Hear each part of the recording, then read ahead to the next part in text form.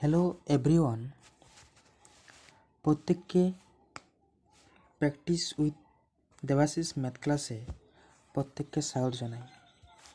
দেখো, আজকে আমরা ম্যাথ নিয়ে, ঠিক আছে, প্রিভিয়াস ইয়ার আসা ম্যাথ সম্পর্কে আলোচনা করব। দেখো, প্রথম কোশ্চেন কি বলেছে, কোশ্চেন নাম্বার 1, 25 জন লোক 4 দিনে 800 টাকা আয় করেন, তবে 12 জন লোক 15 দিনে কত টাকা আয় করবে। আমি আজকে অপশান তুলিনি, ঠিক আছে, সঠিক অপশান আমরা কিন্তু বার করার চেষ্টা করি। দেখো, এক্ষেত্রে আমরা কোনো ত্রৈরাসিক নিয়ম কিন্তু ফলো করব না, সেক্ষেত্রে কিন্তু আমার প্রসেসটা কী হয়ে যাবে, লেন্দি হয়ে যাবে। তাই আমরা যে সূত্র জানি, M1 into D1 by W1 এর সাথে সমান হবে M2 into D2 by W2। এক্ষেত্রে একটুকু আমি বলে নেব, M1 মানে প্রথম জন, ঠিক আছে, D1 মানে প্রথম যে দিনটাতে কতজন, হ্যাঁ, কত দিনে, ওই ব্যাপারটা। M2 লেখার কারণ কি না, পরে আমার কতজন লোক, ঠিক আছে, আর D2 মানে কতদিন কাজ করে তারা। W4 আমরা ওয়ার্ক জানি, তো এখানে যদি কাজের পরিমাণ থাকে তো কাজ লিখতাম, ঠিক আছে, টাকার পরিমাণ আছে তাই আমরা কী লিখব, হ্যাঁ, যে কত টাকা ইনকাম করছে। আর পরেরটাতে আমাকে জিজ্ঞেস করেছে যে কত টাকা আমাকে বার করতে হবে, তো সেটা আমার ধরে নেব এক্স, ঠিক আছে। দেখো দেখো আশা করি সূত্রটা তোমরা বুঝতে পেরেছো। সূত্রটাতে দেখো দেখো সূত্র হিসেবে M1 ছিল, তো M1 মানে আমরা 25 জন লোক, ঠিক আছে, সরি এখানে M লিখে গেল, 25 জন ম্যান, ঠিক আছে। D1 মানে 4 দিনে, আর W1 আমি কী বলছিলাম যে আমরা 800 টাকা, যদি কাজের পরিমাণ থাকতো তাহলে W1-এর ঘরে আমরা, ঠিক আছে, 810 লিখতাম। তো সেটাই আমরা কী করেছি, একই রকমভাবে M2 কত রয়েছে, 12M, আর দিনের সংখ্যা কত রয়েছে, 15 দিন। W2 আমাকে বার করতে হবে, মানে কত টাকা বার করতে হবে সেটা আমি ধরে নিলাম X টাকা বার করতে হবে, ঠিক আছে। M দেখো কেটে দিতে পারি,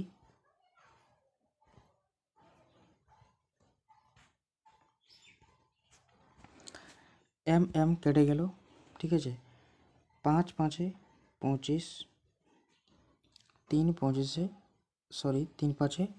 15, আবার 4 দিনে 12, ঠিক আছে। আর কাটতে পারি আবার, তাহলে উপরে আমার কী রয়েছে, উপরে আমার রয়ে গেল 5x,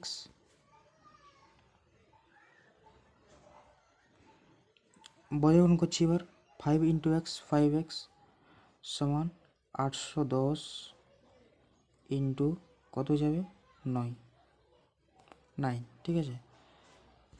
এবার আমরা কী করব, এই 5x দিয়ে একে আমি কেটে দেবো, 5 ষোলোয় কত হয় বলো, 80, ঠিক আছে, 5 ষোলোতে 80, আর 5 দুগুণে 10, ঠিক আছে। এইখানে আমার কিছু নেই, আর এক্স রয়েছে, এক্সের মানটা আমাকে বার করতে হবে, ঠিক আছে। তো কী করব আমরা, 9, ঠিক আছে, এই 9 আর 162 আমরা কী করে দেবো, গুণ করে দেবো, গুণ করলে কিন্তু আমার সঠিক অ্যান্সার বেরিয়ে যাবে।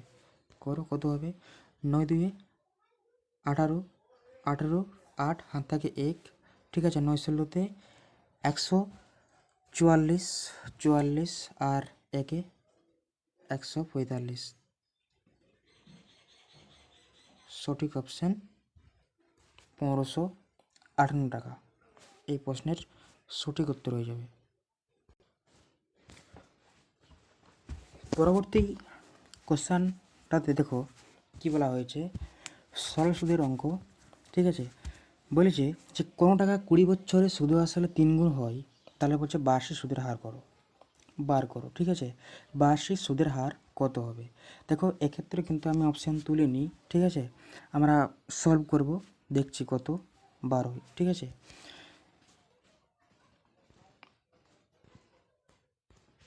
দেখো কোনো টাকা বলেছে, তো কোনো টাকা আমি ধরে নিচ্ছি, ঠিক আছে। কোনো টাকা আসলকে আমরা P4 প্রিন্সিপাল, এক্স টাকা আমি ধরে নিলাম, ঠিক আছে। এবারে এ ইন্টু আই কী বলছি আমি? সুদ আসল কত বলা আছে আমার? 3, সুদে আসল কত হচ্ছে? 3x। তাহলে এইখান থেকে শুধু আই আমি বার করতে পারবো কি পারবো না? কীভাবে পারবো? ন এই এআই থেকে, ঠিক আছে, এআই থেকে আসলকে আমি বিয়োগ করে দেবো, করে দাও। 3x মাইনাস এক্স সমান কত হবে? 2x। এই 2x আমার কিন্তু বেড়ে গেল কিসের মান? সুদের মান, ঠিক আছে। আচ্ছা, এরপর দেখো কি বলেছে, টাইম আমি পেয়ে গেলাম। টাইম কত? 20 বছরে বলেছে, 20 বছরে। তাহলে আমাকে জানতে চাওয়া হয়েছে যে বার্ষিক সুদের হার কত, মানে রেট অফ ইন্টারেস্ট কিন্তু আমরা বার করব। আমরা জানি আই সমান PTR/100। এক্ষেত্রে আর সমান যদি আমরা একবার লিখতে চাই তাহলে কত হবে? 100 ইন্টু আই। আয়ের মান কত আমার বেরিয়েছে? 2x। ডিভাইডেড বাই পি বলতে এক্স টাইম 20 বছর। এক্স কেটে দাও, 10 2 কত হয়? 20, ঠিক আছে। এই শূন্য কেটে দাও, আর সমান কত পার্সেন্ট বেরিয়ে গেল? 10%। এই প্রশ্নের সঠিক উত্তর হয়ে যাবে। আশা করি ম্যাথটি তোমরা বুঝতে পেরেছ। 3 নম্বর অঙ্কটিতে বলছে যে কোনো ক্রেতা কর্মীক 10% ও 20% ছাড় পেলে মোটের উপর কত ছাড় পেলেন, আমাকে জানতে চাওয়া হয়েছে। তো যিনি ব্যক্তিটা তিনি কি করেছে, তার যে টাকার পরিমাণ আমি ধরে নিচ্ছি কত টাকা? 100 টাকা। সরি, কালারটা চেঞ্জ করে নিই। তার টাকার পরিমাণ 100 টাকা, ঠিক আছে। কোনো ক্রেতা কর্মী এত পার্সেন্ট ও 10% ও 20% ছাড় পেলে, ঠিক আছে। তো 100 টাকার মধ্যে যদি সে ছাড় পায় প্রথম কত? 10% মানে 90, ঠিক আছে। একবার তিনি এত টাকা পেলেন। আচ্ছা, এইভাবে না করে তোমরা সাকসেসিভ কেস দিয়েও তোমরা করতে পারো, ঠিক আছে। দেখো আমি ওই প্রসেসেই তোমাদেরকে দেখাচ্ছি, ঠিক আছে। সূত্র কি? X plus why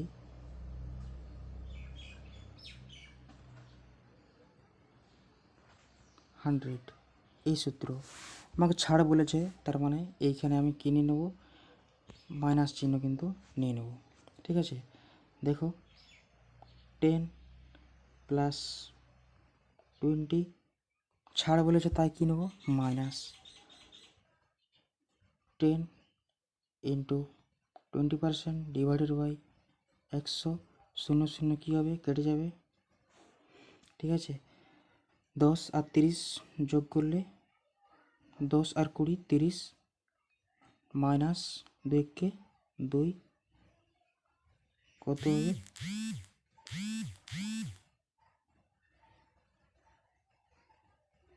sorry 28। এই প্রশ্নের সঠিক উত্তর হয়ে যাবে।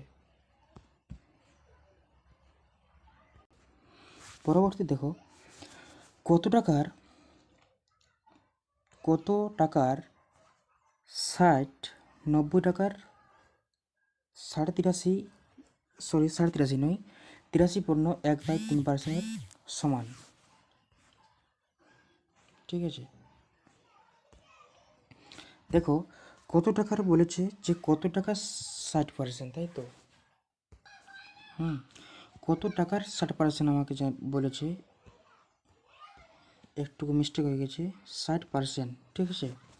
তো কত টাকার বলেছে আমি জানি না, আমি ধরে নিচ্ছি এক্স টাকার 60%,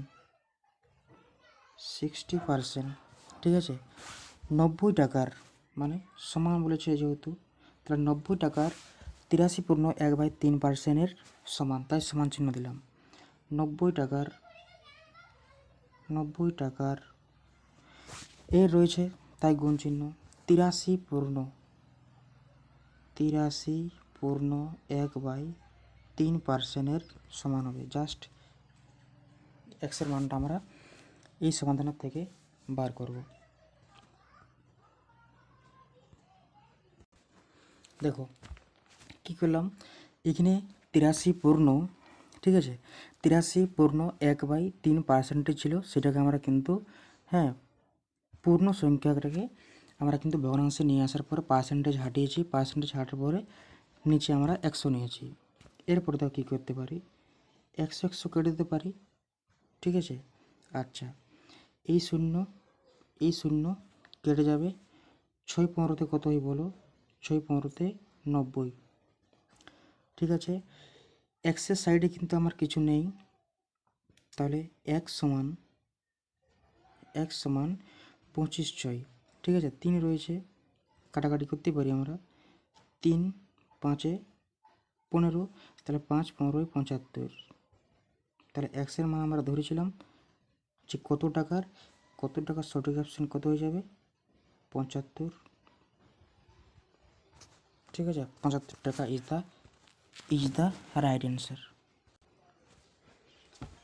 পরবর্তী সংখ্যাক্রমটাতে বলছে যে 1+2+3+ ... এইভাবে +25 সংখ্যাক্রমের যোগফল কত হবে, ঠিক আছে। এক্ষেত্রে যে ফর্মুলাটা হবে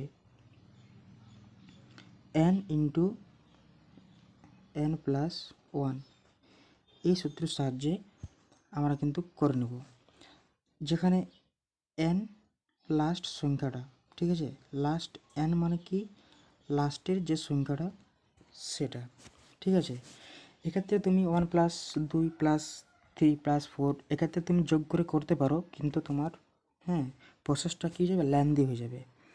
তাই আমরা এই সূত্রের সাহায্যে দেখো কত ইজিলি আমরা করে ফেলবো।